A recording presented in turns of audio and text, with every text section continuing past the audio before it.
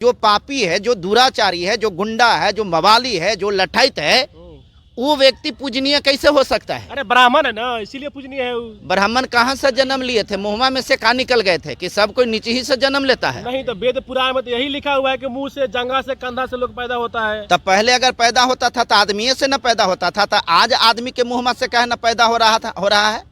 इतने बड़े प्रशासनिक पदाधिकारी पर बैठे हुए गुप्तेश्वर पांडे को इस प्रकार के सेंटिमेंट बात को करते हुए उनको सोचना चाहिए, 1000 बार सोचना चाहिए। आज आप कथावाचक बन गए हैं, लेकिन इसके पहले आप जिस पद पर बैठे थे, इसका मतलब हुआ कि आप लोगों को बरगला रहे थे, लोगों को धोखा दे रहे थे। क्योंकि चोर को, उचक्का को, गुंडा को, बदमाश को पकड़ पकड़ करके जेल भेज रहे थे, तब उसको कहना पूज रहे थे। पूजना चाहिए था ना। बिहार के पूर्व डीजीपी गुप्तेश्वर पांडे फिलहाल रिटायरमेंट हो गए हैं। रिटायरमेंट होने के बाद पूरे देश में घूम रहे हैं और घूम घूम के कथा सुना रहे हैं और प्रवचन सुना रहे हैं। लेकिन जो गुप्तेश्वर पांडे हैं, गुप्तेश्वर पांडे ने एक बयान दिया है कि ब्राह्मण कितना भी चोर हो, उच्चाका हो, मवाली हो, बलात्कारी हो, लेकिन वो पूजनीय है। क्यों पूजनीय है, इसी तमाम मुद्दे पे हम बात करेंगे। हमारे साथ चितरंजन जी हैं। चितरंजन जी, क्या कहिएगा जिस तरह से बिहार के पूर्व डीजीपी हैं गुप्तेश्वर पांडे, गुप्तेश्वर पांडे ने कहा है कि ब्राह्मण कितना भी दुराचारी हो, बलात्कारी हो, मवाली हो, चाहे कुछ भी हो, उसके बावजूद भी ब्राह्मण पूजनीय है। देखिए सुनील जी, जो जैसा पढ़ेगा ज्ञान उसके अंदर में वही आएगा। ये गुप्तेश्वर पांडे मनुवाद के पोषक हैं। अच्छा, ये मनुवाद हैं, ये ब्राह्मण कुल के व्यक्ति हैं, ठीक है। तो इसलिए जो ब्राह्मण कुल का व्यक्ति होगा, जो मनुवाद का पोषक होगा, तो इसी प्रकार का भाषा का इस्तेमाल करेगा। और दूसरी बात, ये बात ये कौची कहे हैं, ये पढ़वे किए हैं वही रामायण को, तो उस रामायण में ही बात लिखा हुआ है कि पूज ही विप्र सकल गुणहीना, अशूद्र न पूज ही सकल प्रवीणा।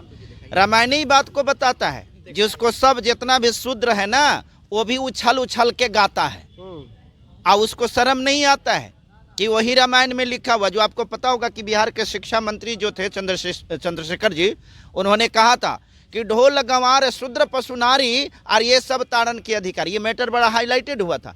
तब गुप्तेश्वर पांडे जो ये बात को कह रहे हैं कि पूज ये कितनों भी गिरा हुआ अगर कोई ब्राह्मण का बेटा हो तो पूजनीय हो, उनका दिमाग सठिया गया है, ठीक है। हम कह सकते हैं कि वो 2-3 ईंटा उनका घसक गया है। अच्छा। अरे भाई, जो पापी है, जो दुराचारी है, जो गुंडा है, जो मवाली है, जो लठैत है, वो व्यक्ति पूजनीय कैसे हो सकता है? अरे ब्राह्मण है ना, इसीलिए पूजनीय है वो। ब्राह्मण कहाँ से जन्म लिए थे? मुहमा में से कहाँ निकल गए थे कि सब कोई नीचे ही से जन्म लेता है? नहीं तो वेद पुराण में तो यही लिखा हुआ है कि मुंह से, जंघा से, कंधा से लोग पैदा होता है। तब पहले अगर पैदा होता था तो आदमी से न पैदा होता था, तो आज आदमी के मुहमा से कहे न पैदा हो रहा है।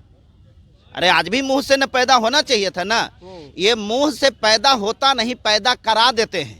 अच्छा। ठीक है ना, पंडित जी है ना, लोगों को जजमान कहते हैं कि तू हमारा जजमान, और वही मान करके आप जज मान लेते हैं। इस इतने बड़े प्रशासनिक पदाधिकारी पर बैठे हुए गुप्तेश्वर पांडे को इस प्रकार के सेंटिमेंट बात को करते हुए उनको सोचना चाहिए, 1000 बार सोचना चाहिए। आज आप कथावाचक बन गए हैं, लेकिन इसके पहले आप जिस पद पर बैठे थे, इसका मतलब हुआ कि आप लोगों को बरगला रहे थे, लोगों को धोखा दे रहे थे। क्योंकि चोर को, उचक्का को, गुंडा को, बदमाश को पकड़ पकड़ करके जेल भेज रहे थे, तब उसको कहना पूज रहे थे। पूजना चाहिए था ना। अच्छा, क्या लगता है कि जिस तरह से बिहार के डीजीपी थे गुप्तेश्वर पांडे, क्या लगता है कि जो SC ST OBC जो माइनॉरिटी के लोग हैं, क्या उनके रीजन में उनका न्याय मिला होगा? देखिए, हम एक बात बता देते हैं, ये मैं नहीं कह रहा हूँ।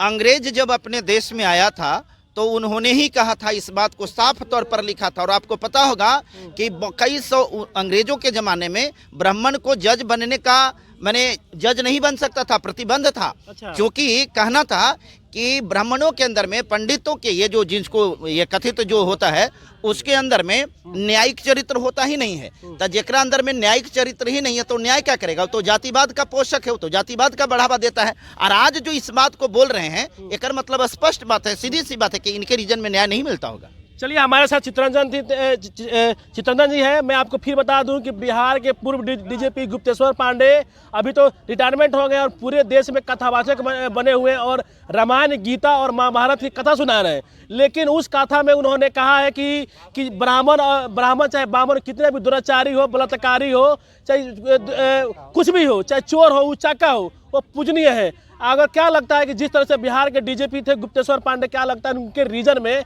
SC ST OBC और माइनॉरिटी के लोगों को न्याय मिला होगा? आप क्या सोचते, जरूर अपना राय दीजिएगा।